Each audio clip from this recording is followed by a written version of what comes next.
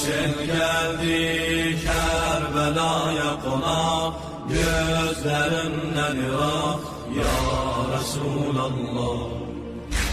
Ölür Atşan Fatime balası, düştü elden uzak ya Resulallah. Muharrem'de kan gelir coşar, düşer yâde kabri şeş göşer ya Resulallah. Hüseyin'in kurban olum adına, bizlere adın mader örgetti. Viladette Cebrail emin, gahi varesini geldi terbetti. Veli bilmem Kerbela'da niye. Bismillahirrahmanirrahim. Salam, hər vaxtınız xeyir olsun əziz televiziya tamaşaçıları. Hər birinizi Mədinədən Mədinəyə verilişinin növbəti verilişindən salamlayıram. Əziz tamaşaçılar, əgər yadınızda olsa, biz keçən verilişimizdə artıq İmam Hüseyin əleyhissalamın mübarizə yollarından sizə əziz tamaşaçılara danışdıq və qiyam etməmə səbəblərini də açıqladıq. Bu verilişimizdə artıq Muaviyyənin Yezidə beyyət alma üslublarından, yollarından söhbət edəcəyik və İmam Hüseyin əleyhissalamın artıq kəlamlarına da bu verilişdə geniş işarə edəcəyik. Bu verilişimizdə də verilişimizin iki əziz qonağı var. Höccətül İslam Hacı Firuz Yaşaroğlu. Hacı, bir daha xoş gördük sizi. Çox sağ olun, minnətdaram. Mən də fürsətdən istifadə edib siz əziz qardaşımı, həmçinin Ustad Rafaili və bütün tamaşaçıları salamlayıram. Aleyküm salam. Və digər bir qonağımız İslam tarixi üzrə fəlsəfə doktoru Rafail Hüseynovdur. Rafail müəllim, bir daha sizi salamlayıram. Xoş gördük. Aleyküm salam. Allah razı olsun. Mən də həm sizi, həm dəyərli qonağınız Ustad Firuzu və əziz tamaşaçıları salamlayıram. İnşallah ki, verilişimiz tamaşaçılar üçün bəhrəli olsun. İnşallah. Hacı, icazənizlə bu verilişimizi biz Rafail müəllimlə başlayaq. Rafail müəllim, artıq biz keçən verilişimizdə İmam Hüseyin əleyhissalamın qiyam yollarından söhbət elədik və çox geniş izah elədiniz bu barədə. Artıq bu verilişdə mən Muaviyyənin öz roluna keçmək istəyirəm. Yezidə hansı üslublarla beyyət istədi? Həm Kufə əhalisindən, böyüklərindən, həm Bəsrə, həm də Mədinə. Bu məsələni ilk çağdan bəlkə də Muaviyyənin öz zehnində var idi. Amma əsas qabardan Muğeyrə ibn Şubə olur. Muğeyrə ibn Şubə Kufənin valisi olur. Eşidir ki, Muaviyyə istəyir bunu kənarlaşdırsın, əzl etsin hakimiyyətdən. Çox hiləgər adam olur o cümlədən. Düşür yola, gedir Şama ki, getsin orada Muaviyyənin yanına, güya istifaya göndərsin özünü. Yolda gedəndə yadına düşür ki, belə bir hadisə yadına düşür. Yox, gedim, mən Muaviyyənin yadına salam ki, mən nə qədər həyatdayam, Yezidə beyyət alım. Yezidin istər Kufədən, istər Bəsrədən, istər Mədinədə, əlbəttə Şam ki, Muaviyyənin öz əlində idi, ona çox işarə etməyəcək. Bu hadisəni ilk Muaviyyənin zehninə salan Muğeyrə ibn Şubədir. Bu barədə istərdim söhbət eləyək. Sonra hansı hadisələr baş verdi? Yəni, Muaviyyənin yolu necə oldu? Pulla aldı beyyəti, məclis qurmaqla beyyəti aldı, ya zorla beyyəti aldı, cəmaata zor deməklə, güclə. İstərdim bu barədə söhbət eləyəsiniz. Bismillahirrahmanirrahim. Elhamdülillah və sallallahu alə Muhammedin və alihi təyyibinə tahirin. Bəli. Muaviyyə əlbəttə İmam Həsən əleyhissalamın zamanında da ürəyindən keçirdi. Ona görə də İmam Həsən əleyhissalamın o sülhnaməsində var idi ki, haqqın yoxdur özündən sonra kimisə öz yer və xəlifə seçəsən, öz yer və canişin qoyasan. Yəni xilafət bizə qayıtmalıdır. Xilafət seçmədən öldün, getdin, heç kimi yer və təyin etməməlisən. Artıq bizə qayıtmalıdır, bəli. Ona görə bu İmam Həsən əleyhissalamı şəhid elədi ki, artıq yəni o birdən dünyadan köçəndə İmam Həsən İslam sağ olsaydı, adətən İmam Həsənə qayıtmalıdır. Bu da öz yerində heç kimi seçməməlidir. Təbii ki, əgər seçmək istəsəydi, İmam Həsən İslam da onun müxalifət edəcəkdi.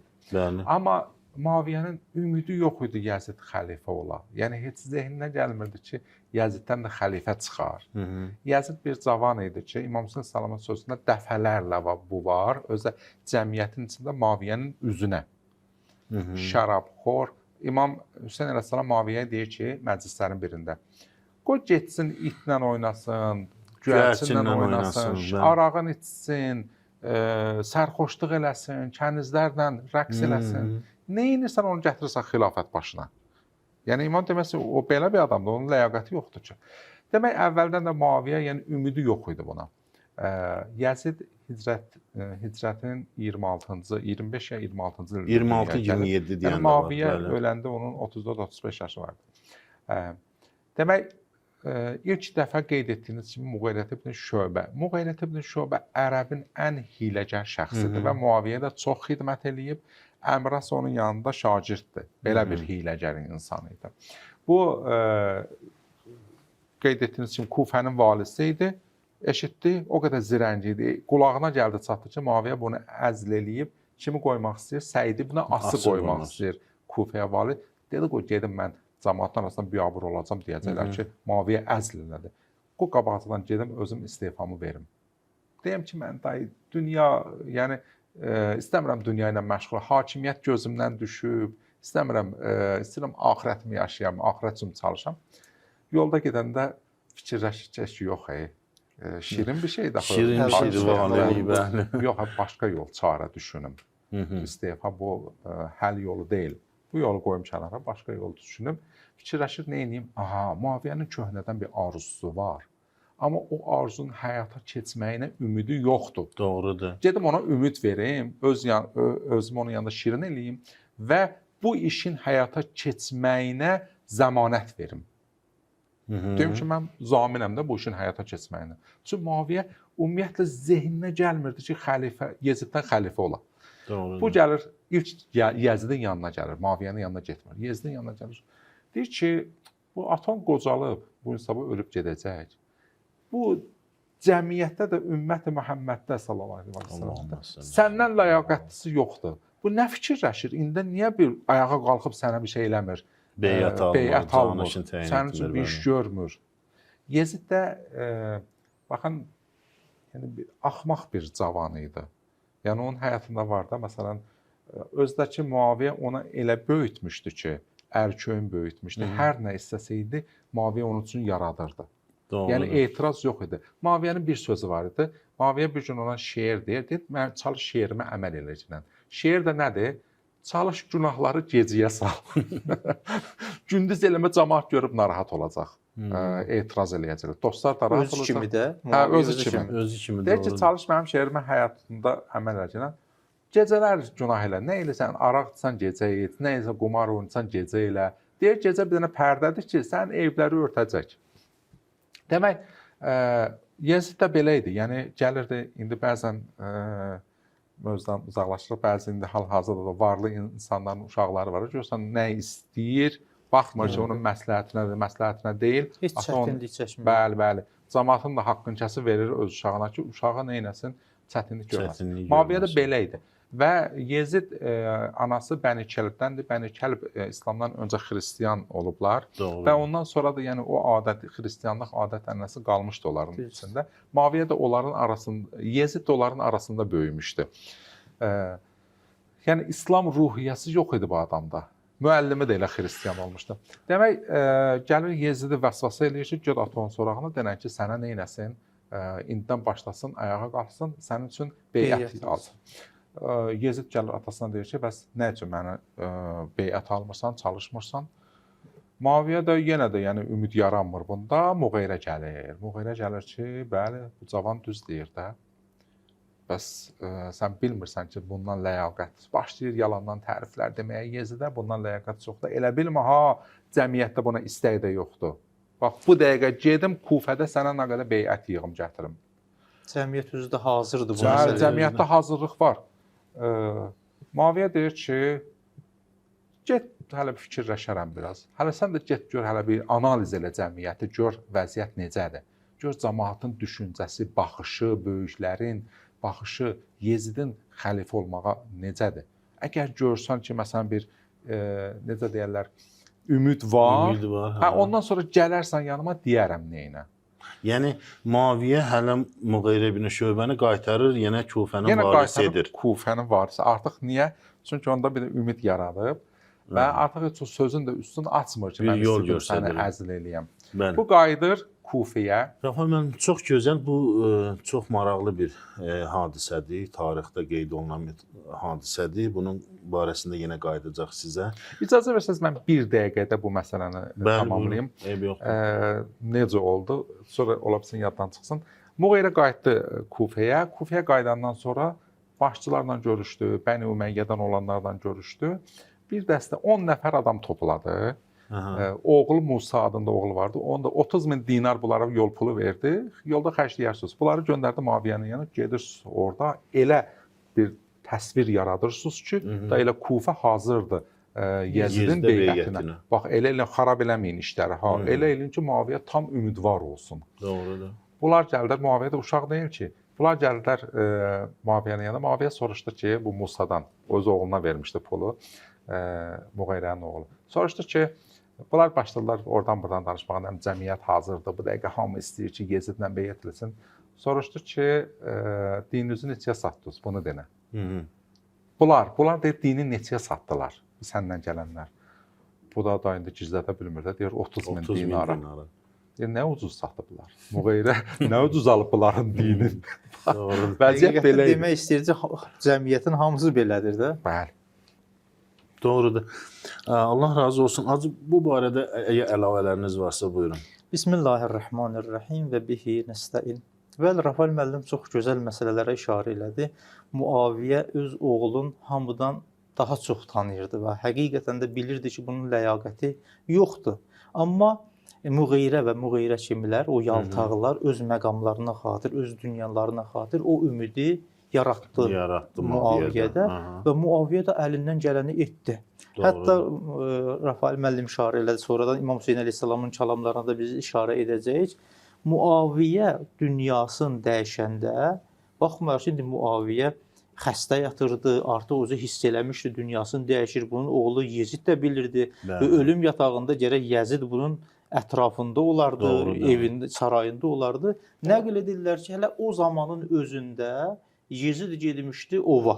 O qədər şəhərdən uzaqlaşmışdı ki, Zəhhak ibn Qeys Muaviyyə öldükdən sonra xəbər göndərir Yezidə ki, artıq atan ölüb.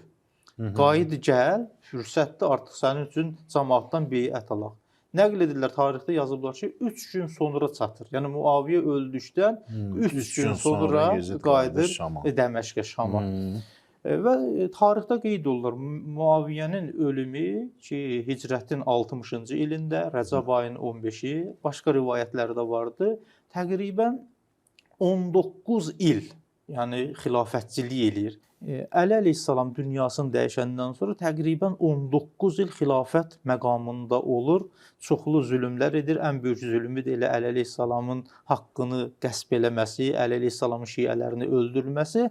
Artıq Muaviyyə öldükdən sonra Zəhhak ibn Qeys Yezidi çağırır. Elə Şam şəhəri elə sanki hazır idilər Yezidin beyəti üçün. Artıq Muaviyyə Şam şəhərində rahat şəkildə bu zəminəni yaratmışdı. Yezid də Muaviyyə öldükdən sonra şəhərə qayıtdıqdan sonra 3 gün deyirlər ki, Beytülmalın qapısını açır. Nə var idi? Bununla bu cəmaatın ixtiyarında bəxşiş edir və özünü cəmaata sevdirir. Amma Muaviyyə ölməmişdən qabaq, ustad işarə elədilər, ölməmişdən qabaq çoxlu addımlar atdı Yezidə beyət almaq üçün. Hətta dirilliyində bir çoxlarından beyət almışdı və eyni zamanda qeyd eləmişdi ki, mən bir neçə nəfərdən qorxuram, məndən sonra səndən beyət eləməsin. O şəxslərdən ki, böyük şəxsiyyət idi, Muaviyyənin öz zamanında hələ beyət eləməmişdi. İmam Hüseyn əleyhissalamın özü idi. Biri İmam Hüseyn əleyhissalamdır. Yezid artıq Muaviyyə öldükdən sonra Şam cəmaatından beyət alır. Eyni zamanda bütün məntəqələrə məktub göndərir Aha. ki, valilər və valilərdən də sonra valilərin vəzifələri budur ki, ümumi insanlardan Yezid üçün Beyət beyət alsınlar. alsınlar və alırlar da. Anladım. Amma bir məktubda göndərirlər Mədiniyə. Mədiniyə göndərdiyi məktublar müxtəlif qeyd olunur. Bir məktub bəzi tarixçilər yazırlar ki, yalnız yazmışdı ki, Vəlid ibn Utbə idi o zamanda. Vəlid ibn Utbə ibn Əbu Sufyan, demək olar ki, əmi uşağı hesab olunurlar. Bir ümumi insanlardan beyət al, xüsusi olaraq Hüseyn ibn Əlidən. Bütün insan. Əlbəttə bəziləri əlavə edirlər ki, orada Hüseyn ibn Əlidən əlavə Əbdullah ibn Zübeyr də olur, Əbdullah ibn Ömər də olur, bəzən başqalarının da adı çəkilir xüsusi olaraq. Amma bəziləri tək İmam Hüseyn əleyhissalamı və İbn Zübeyri qeyd edirlər. Baxın, məktubun məzmunu bundan ibarətdir ki, hamıdan beyət al, xüsusi olaraq Hüseyn ibn Əlidən. Əgər beyət etməsə, boynunu vurdur və onun başını mənə göndər. Bu qədər, bəli, imamın Hüseyn ibn Əlinin əgər beyət etsə, beyət edir. Beyət etməsə, boynunu vurdur və başını mənə göndər. Bu qədər şiddətlə. Eyni zamanda bu tək elə İmam Hüseyn əleyhissalamın özünə də aid deyildi. Deyir ki, ümumiyyətlə insanlar arasında hər kim beyət etməsə, onun boynunu vurdur və mənə göndər. Bu şiddətli şəkildə artıq İmam Hüseyn əleyhissalama baxmayaraq ki, Muaviyə ehtiyat edirdi və cürət eləmədi öz xilafəti dövründə İmam Hüseyn əleyhissalamla belə rəftar eləsin, belə şiddətli rəftar eləsin. Ustadın buyurduğu kimi o hiyləgərlik ki, o zirəklik ki Muaviyyədə var idi, onların heç biri Yeziddə yox idi, heç bir tədbiri yox idi, heç bir zirəngiliyi yox idi. Bu baxımdan İlk addımdan İmam Hüseyn əleyhissalamdan baş-başa gəldi. Baş-başa gəldi. Çox sağ olun məlumata görə Hacı. Rəfal müəllim, biz tarixi məqamında qaldıq. Muğeyrə ibn Şubə qayıtdı.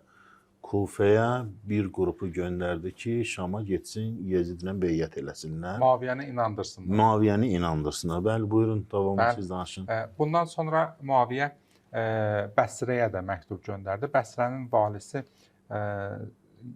Ziyad ibn Utbə idi o zaman. Ziyad ibn Əbih idi. Ziyad ibn Əbih, bəli. Ziyad ibn Əbihə də məktub göndərdi ki, artıq başladıqca Yezidə beyət almağa. Bilirdi ki, Ziyad bu işi görməyəcək. Yəni görsə də ürəkdən eləməyəcək. Yəni nəsə bir can atmayacaq bu işə. İndi Muğeyrə vəzifədə qalmaqdan ötürü bu işə can atır, amma Ziyad belə deyil idi. Ona görə Bəsrədə bunu çox qabartmadı da, artıq çox Ziyada təkid eləmədi. Ta gözlədi Ziyad dünyadan köçsün. Ziyad dünyadan köçəndən sonra artıq o Bəsrədə də yavaş-yavaş başladılar təbliğat aparmağa. Amma ümumi şəkildə Muaviyyə bilirdi ki,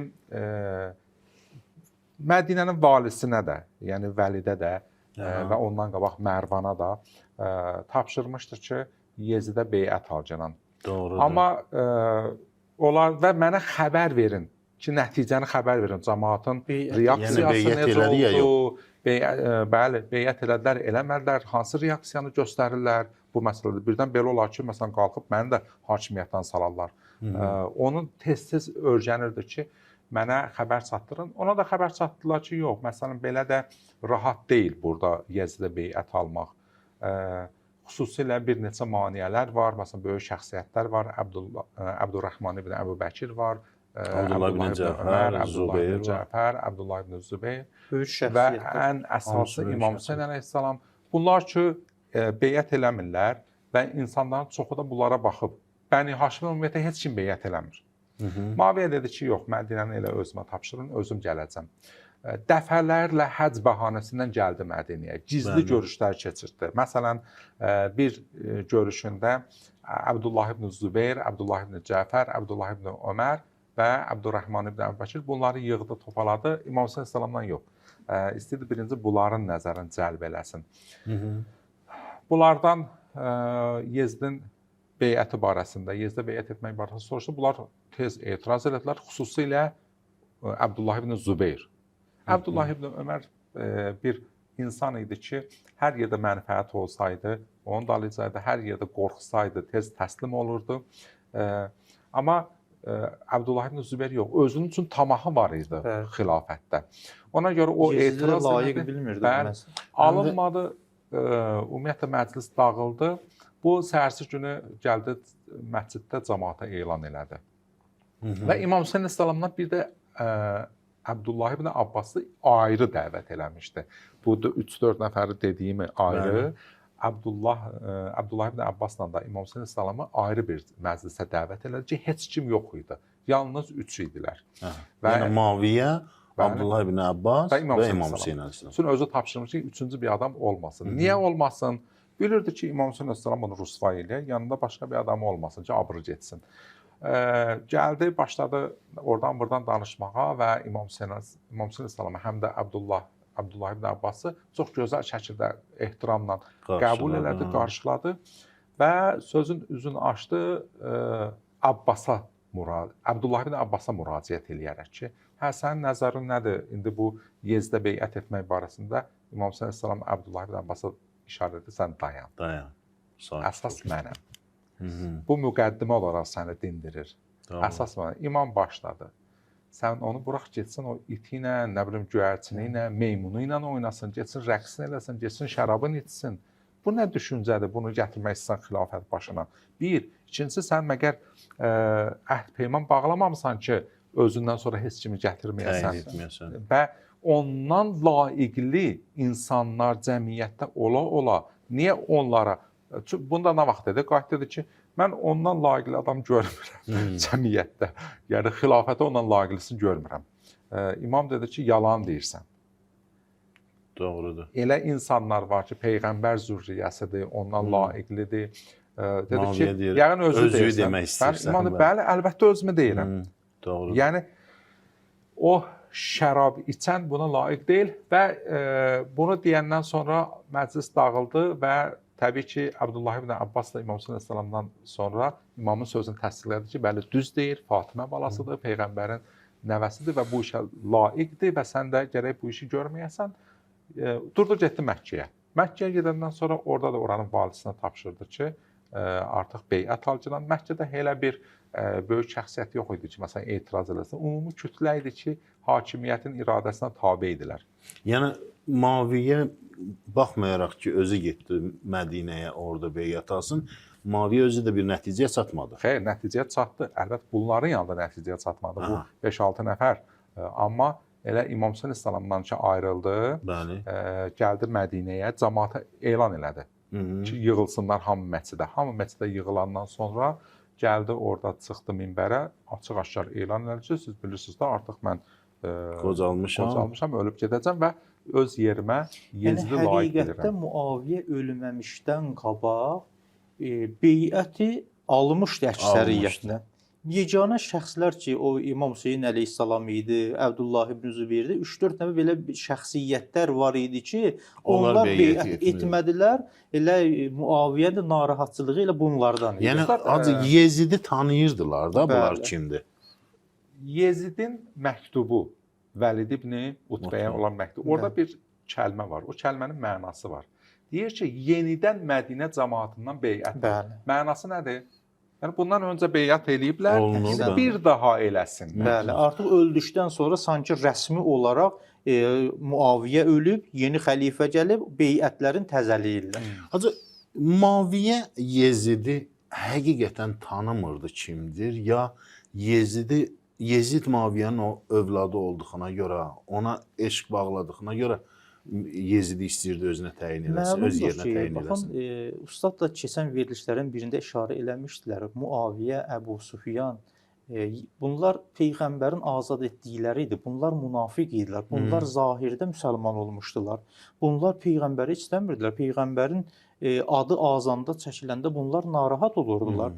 Təbii ki, Muaviyyə öz oğlu Yezidi yaxşı tanıyırdı. Həqiqətən də bilirdi bunun ləyaqəti yoxdur.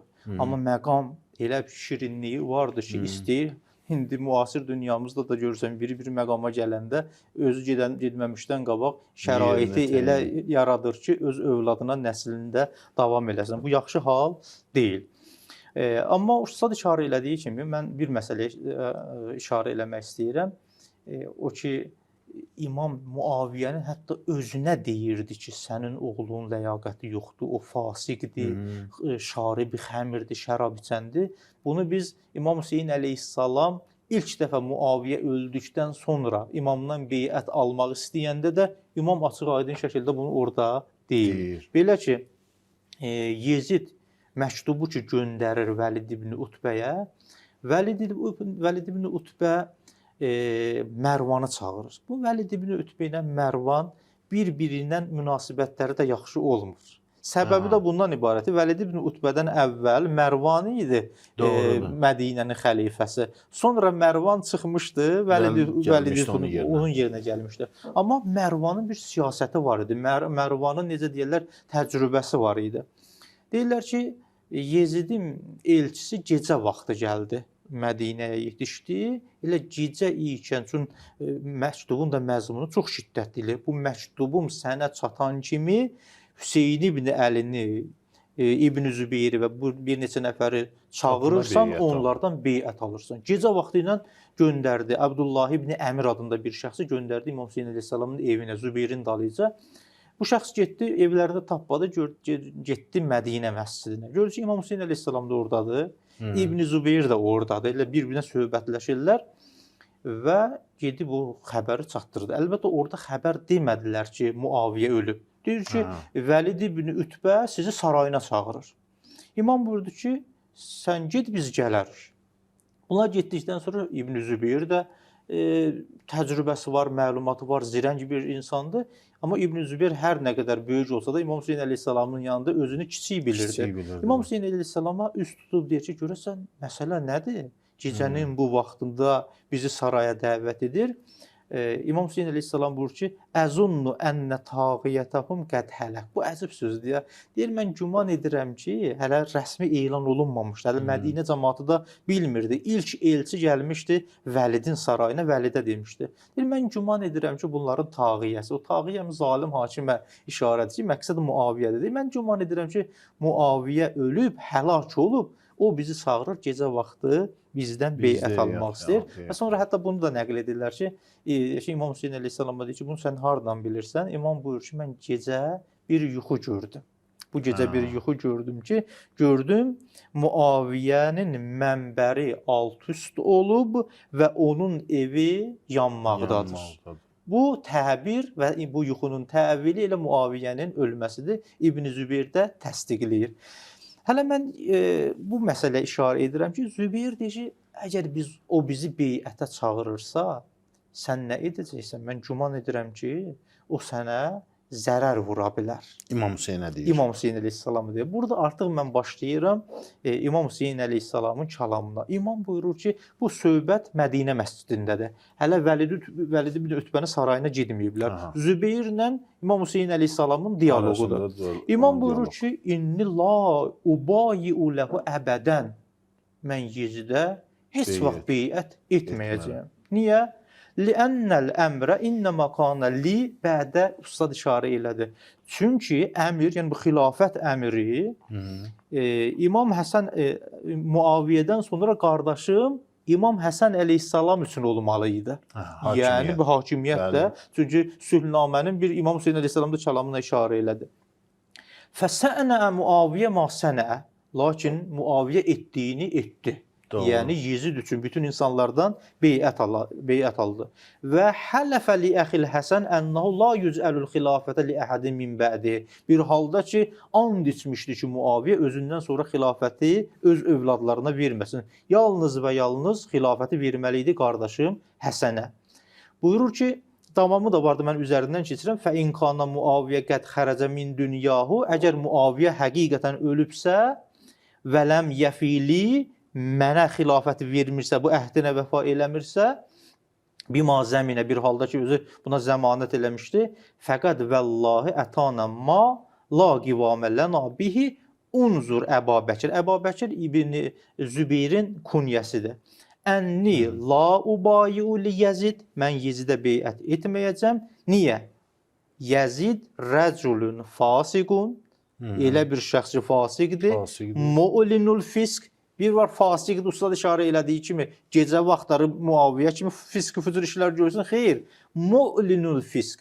Fisk-i fücuru bu günahları açıq, aydın şəkildə edir. Yəşrəbul xəmrə, şərab içir və yələəbu bil kilab, itlərlə oynayır, vəl-fuhud, pələnglərlə və yubğizu bəqiyyətə Rasulullah. Allah Rəsulunun nəvələri ilə, onun sülaləsi ilə nə eləyir? Düşmənçilik edir. Yenə əvvəlində də qeyd edilir, sonunda da la vəllahi la yakunu zalikə əbədə, and olsun Allaha ki, bu olmayacaq, həyata keçməyəcək. Yəni mən heç vaxt Yezidlə beyət etməyəcəm. Hələ Muaviyyənin 100% ölüm xəbəri Mədinədə yayılmayıb. İmam Hüseyn əleyhissalam Zübeyrə deyir ki, artıq əgər belədirsə mən Yezidlə beyət etməyəcəm. Rafael müəllim, Muaviyyə elə gəldi İmam Hüseyn əleyhissalamla və Abdullah ibn Abbasla görüşdü, nəticə almadı, getdi ümumi elan etdi ki, Yezidlə beyət alın. Burada məsələn nəticəyə çatdı, beyət aldı hamıdan, hamı razılaşdı ki, Muaviyyədən sonra Yezid olsun hakimiyyətdə. Bəli. Baxın, bunlar üçün elə insanların sükutu razılıq demək idi.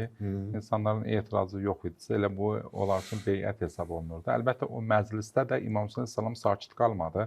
Elə o cəmaatı ki, minbərə yığmışdı. İmam Hüseyn əleyhissalam gəldi o məclisə və elə ki başladı ki, bəli mən Yeziddən layiqli adam görməmişəm. Bax, elə bilməyin, mən oğlum üçün çalışıram. Çünki ondan layiqlisi yoxdur deyə mən onu xilafətə öz yerimə qoyuram. Olsaydı mən o adamı qoyardım məsələn. İmam durdu ayağa. Niyə yalan deyirsən? Başladı Yezidin sifətlərini saymağa. Bu əlbəttə ondan qabaq da baxmayaraq ki, Yezid aşkara şərab içən idi. Məsələn, Ziyad ibn Əbihə deyəndə ki, Yezidə beyət edir. Axı mən onu necə beyət edirəm? O açıq-aşkara araq içir, şərab xordur, itlə oynayır, nə bilim meymunla oynayır. Mən ona necə cəmaatı, mənim üzüm gəlmir, mən öz təbirimlə deyirəm, öz ifadəmlə. Mənim üzüm gəlmir, mən cəmaatdan beyət alam. Ondan sonra başladı Muaviyyə, elə ki o Muğeyrənin bu planından sonra, Muğeyrə onun zehinə salandan sonra göstəriş verdi bütün şəhərlərdə Yezidin təriflərini desinlər. Yezidə gözəl vəsiflər deyirlərdi, Yezid nə bilim siyasətlə, səxavətindən. Bəli.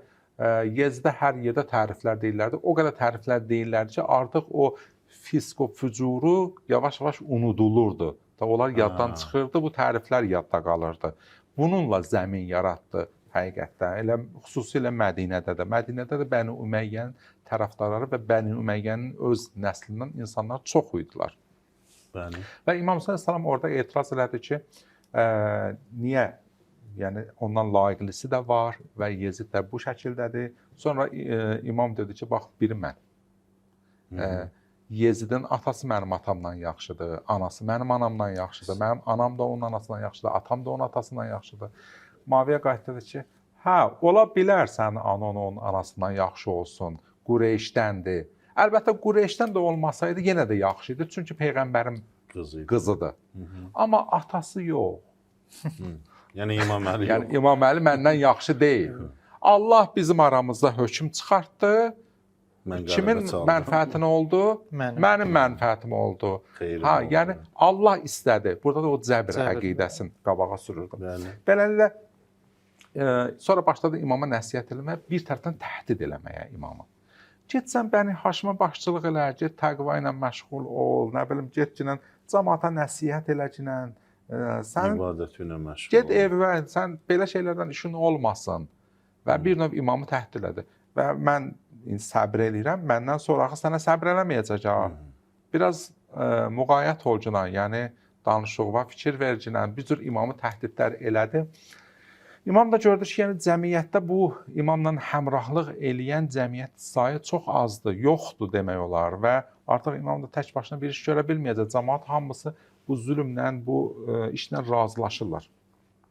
Və ondan sonra bir neçə maniyələr var idi. Biri Əbdurrahman ibn Əbu Bəkir idi. Bəzi məktublarda var ki, Yezid məktubda yazmışdı, bundan da beyət al. Amma onları sonradan əlavə eləyiblər. Öməri, Əbdullah ibn Öməri. Əbdullah ibn Öməri sonradan niyə əlavə eləyiblər sonradan? İstəyiblər desinlər ki, bəli, bu da baxın, zülmlə barışmırdı ya. Böyütmək məqsədi. Bəli, böyütmək. Əbdullah ibn Ömər elə bir şəxsiyyət idi ki, hamı bilirdi onun xasiyyətini.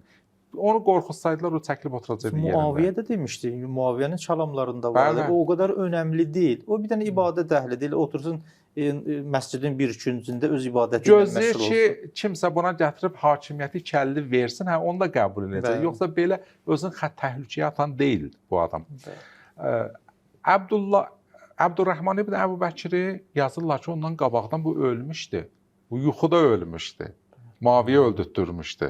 Muaviyyənin bilirsiniz də baldan qoşunu var idi. Kim istəsəydi aradan aparırdı. Zəhərləyib öldürürdü. Zəhərləyib öldürürdü. Necə ki, Maliki zəhərlədi, Muhammed ibn Əbu Bəkri zəhərlədi, öldürdü. Demək, bu hadisədən sonra əsas maneələrdən biri də kim idi? Ən böyük maneə Ayşə idi. Ki, qeyd elədim. Bunun tarixdə üstünü açmırlar, qeyd eləmirlər, özlərini bilməməzliyə vururlar, çalışırlar ki, yəni bir növ bunun üstünü açsalar, yəni iki nəfərdən birini seçsinlər. Ya Muaviyə, ya Ayşə. Xalul Mümini, ya da Ummul Mümini. İkisindən biri. Olmaz ki, məsələn, Muaviyə açıq-aşkar gəlib onu terror eləyə, deyərlər ki, bəli, məsələn, hər ikisini qəbul eləyərlər. Ya da ki, Muaviyə ictihad elədi, düz eləyib. Demək, Muaviyə bir maneəsi də bu idi. Bunu da aradan götürdü, qeyd elədim ötən verilişdə, hansı şəkildə. Və artıq elə bir ciddi təhlükə qalmamışdı. Bir dənə İmam Hüseyn əleyhissalam qalmışdı. Onu da bilirdi ki, insanların İmam Hüseyn əleyhissalama qarşı sevgisi də olsa, amma onun ətrafında deyillər, xüsusilə Mədinədə. Ona görə imamı da nəzarətdə saxlayırdı. Əlbəttə, bu məsələ ki, Yezid, bəzən biz bunu Yezidin axmaqlığı kimi deyirik. Bəli, Yezid axmaq adam idi, amma Yezidin başqa yolu yox idi ki. Bəli. Bu ki, yəni imamla qiyam etmə, imamı beyət almalıdır. Bilirdi, bu Yezid bilirdi ki, imam yəni qiyam eləyəcək, bunu hakimiyyətdən salacaq. Və bu hakimiyyətdən salmıyor. Ya özü şəhid olacaq, ya bunu hakimiyyətdən salmayana qədər. Yəni, ya imam beyət eləməli, ya da öldürülməli idi. Öldürülməli. Əks təqdirdə elə Kufə cəmaatı ilə hazır idi İmam Hüseyn əleyhissalam gəlsin. O məktublardan qabağa, yəni onlarda bu hazırlığı var idi. Beyət eləməsəydi, ya öldürülməsəydi, elə Mədinə cəmaatı da və digər cəmaatı İmam Hüseyn əleyhissalamın ətrafında cəm olacaqdı. Cəm olacaqdı, toplaşırdılar. Bəli. Bəli, yəni Muaviyyədə indi cəmaatda bir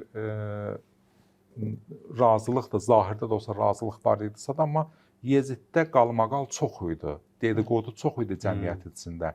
Yəni iki nəfərdən biri həzm eləyə bilmirdi bunu. Götürə bilmirlər ki, bu necə oldu məsələn. Ola bilsin hardasa etiraz eləməsin, amma hamı elə orada-burada danışıqlar gedir də ki, bu itlə oynayan, nə bilim, bu belə bir şəxs, bu necə olacaq xəlifə, peyğəmbərin xəlifəsi, Allahın xəlifəsi. Rəfal müəllim, bu mənim öz qənaətimdir.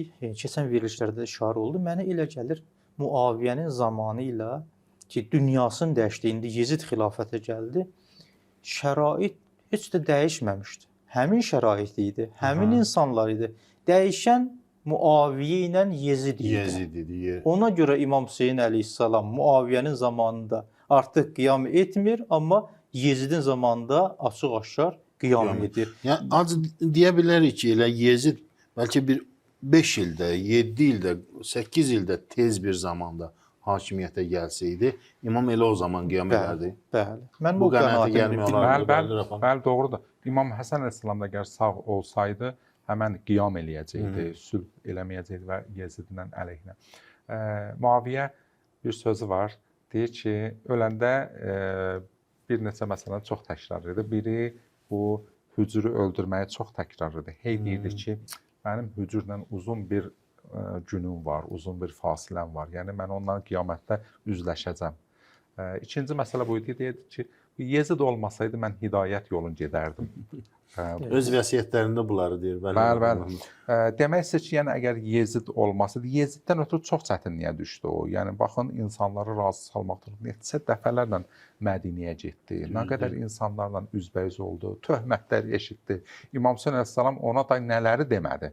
Hər nəyi onun üzünə deyirdi. Yezidə görə məsələn o çox, yəni o sözləri ki, İmam Hüseyn əleyhissalam deyirdi, Yezid içki içəndir, Yezid belədir, nalayiqdir, onun üzünə deyirdi İmam Hüseyn əleyhissalam. Doğru. Bəli, Rəfal müəllim, çox sağ olun gözəl təhlillərə görə. Hacı, İmam Hüseyn əleyhissalam elə Mədinədə Abdullah ibn Zübeyrlə diyaloqu oldu, başqa bir insanlarla olmadı.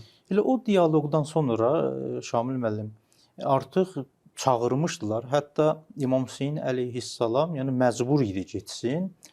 İbn Zübeyr deyir ki, mən qorxuram, sənə bir xələl gətirə bilər. Əgər Muaviyyə ölübsə 100% səndən beyət almaq istəyirlər gecə vaxtında. İmam Hüseyn əleyhissalam buyurur ki, mənim qorxum yoxdur. Mən Bəni Haşimdən olan Bəzən 50 yazırlar, bəzən 30 yazırlar.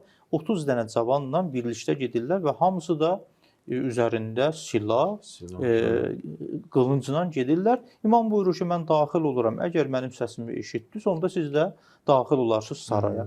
İmam Hüseyn əleyhissalam daxil olur və soruşur ki, bu gecənin bu vaxtında nə üçün, nə məsələdir? Artıq Vəlid orada Muaviyyənin ölüm xəbərini İmam Hüseyn əleyhissalama deyir və Yezidin də məktubunun məzmununu çatdırır. İmam buyurur ki, inna lillahi və inna ileyhi raciun. Belə orada da necə Zübeyrə demişdi, mən heç vaxt beyət etməyəcəm. İmamın ilk cümləsi bundan ibarət olur ki, innə misli la yubayi'u misləh. Mənim kimi bir şəxsiyyət, onun kimi bir şəxsiyyətə, Yezid kimi bir şəxsiyyətə beyət etməz. Amma bəzi tarixçilər belə də yazıb ki, deyir ki, siz məndən beyət istəyirsiniz. Nə üçün gizlində? Bu beyət nə üçün gizlində olunmalıdır? Mənim kimi bir şəxsiyyət gizlində la yubayi'u sirrən. Yəni gizlin şəkildə ona beyət eləməz. Gözləyək, sabah açılsın, insanlardan beyət alanda məni də dəvət edərsiniz. Onda baxarıq. Orada da demir, beyət edəcəm. Orada da buyurur ki, baxarıq görək necə olur. Və bunu deyəndə Vəlid ibn Utbə razılaşır. Razılaşır ki, sabah cəmaatla məsələn beyət alanda bu da beyət edər. Lakin Mərvan deyir ki, xeyr. Əgər Hüseyn buradan çıxsa, artıq sən ona əl tapa bilməyəcəksən. Mərvan elə bil ki, zirəng idi. Bilirdi ki, gərək nə eləsin? İmam Hüseyn əleyhissalamdan bu gecə sirrdə, gizlində beyət alsın. Mərvan demək istəyir ki, İmam Hüseyn əleyhissalam oradan ayrılsa artıq beyət eləməyəcək. İmam Hüseyn də orada tək idi. İmam Hüseyn əleyhissalam saraya tək daxil olmuşdu. Və bunu da qeyd edim. Baxmayaraq ki, İbn Zübeyri də dəvət eləmişlər. Amma İbn Zübeyr gəlmədi, elə gecə ilə də nəql edirlər ki, Mədinəni tərk edir. Amma İmam Hüseyn əleyhissalamı dəvət edilir. İmam Hüseyn əleyhissalam gedir. Əlbəttə orada Mərvan bir ifadəni də işlədir ki, deyir ki, ya beyət al, bunu bu icazə vermə saraydan çıxsın, ya da boynunu vurdur. Bu da Mərvanın sözüdür. İmam Hüseyn əleyhissalam burada çox narahat olur. İmamın burada kəlamı var. İnşallah gələn verilişlərdə işarə edəcək. Çox sağ olun.